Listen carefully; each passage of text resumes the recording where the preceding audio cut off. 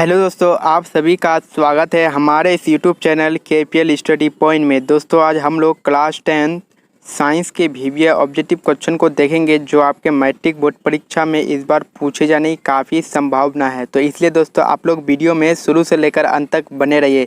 तो चलिए दोस्तों आज के इस वीडियो को स्टार्ट करते हैं। तो आज का पहला क्वेश्चन है आपका, प्रकाश के परावर्तन के कितने नियम होते हैं। प्रकाश के परावर्तन के कितने नियम होते हैं? तो इसका राइट आंसर होगा आपका ऑप्शन ए 2। उसके बाद क्वेश्चन नंबर दूसरा में आपका,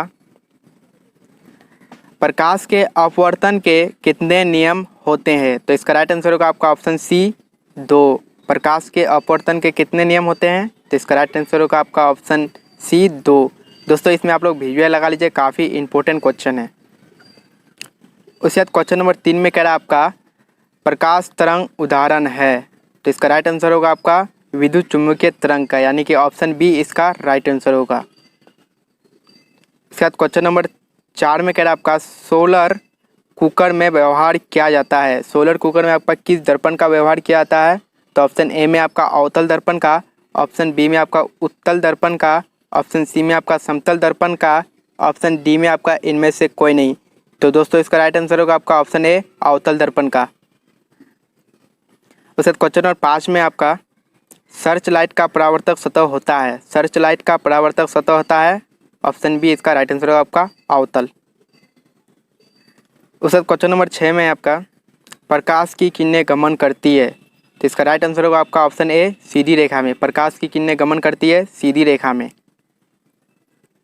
क्वेश्चन नंबर 7 में आपका, काल्पनिक प्रतिबिंब हमेशा, इसका राइट आंसर होगा आपका सीधा होता है। ऑप्शन ए इसका राइट आंसर होगा, काल्पनिक प्रतिबिंब हमेशा सीधा होता है। उसके बाद क्वेश्चन नंबर 8 में आपका, रक्त का पीएच मान होता है। ऑप्शन ए में आपका 7, ऑप्शन बी में आपका 7.4, ऑप्शन सी में आपका 6.4, ऑप्शन डी में आपका 8.4। तो दोस्तों इसका राइट आंसर होगा आपका ऑप्शन बी 7.4। रक्त का पीएच मान होता है 7.4। उसके बाद क्वेश्चन नंबर 9 में आपका, एक धातु जिसका संचारण होता है। एक धातु जिसका संचारण होता है। तो इसका राइट आंसर होगा आपका ऑप्शन ए आयरन। आयरन का जो है आपका संचारण होता है। उसके बाद क्वेश्चन नंबर 10 में आपका, सिनेबार किस धातु का आयस है। तो इसका राइट आंसर होगा आपका ऑप्शन सी पारा। पारा का दूसरा नाम है दोस्तों मरकरी। उसके बाद क्वेश्चन नंबर 11 में आपका, सबसे अधिक तन्य धातु है। सबसे अधिक तन्य धातु है, इसका राइट आंसर होगा आपका सोना। सबसे अधिक तन्य धातु सोना होता है। उसके बाद क्वेश्चन नंबर 12 में आपका, लोहा पर जिंक की परत चढ़ाने की विधि क्या कहलाती है। लोहे पर जिंक की परत चढ़ाने की विधि को हम लोग क्या कहते हैं? तो इसका आंसर होगा आपका यशत लेपन। उसके बाद क्वेश्चन नंबर 13 में आपका, सरलतम हाइड्रोकार्बन है। तो इसका राइट आंसर होगा आपका ऑप्शन ए मीथेन। उसके बाद क्वेश्चन नंबर 14 में आपका, फुलेरिन अपर रूप है। तो इसका राइट आंसर होगा आपका ऑप्शन सी कार्बन। उसके बाद क्वेश्चन नंबर 15 में, ईथेन में कितने सह संयोजक आबंध है। तो इसका राइट आंसर होगा आपका ऑप्शन डी 7। उसके बाद क्वेश्चन नंबर 16 में आपका, नाइट्रोजन अणु में कितने सह संयोजक बंधन होते हैं। तो इसका राइट आंसर होगा आपका ऑप्शन डी 3।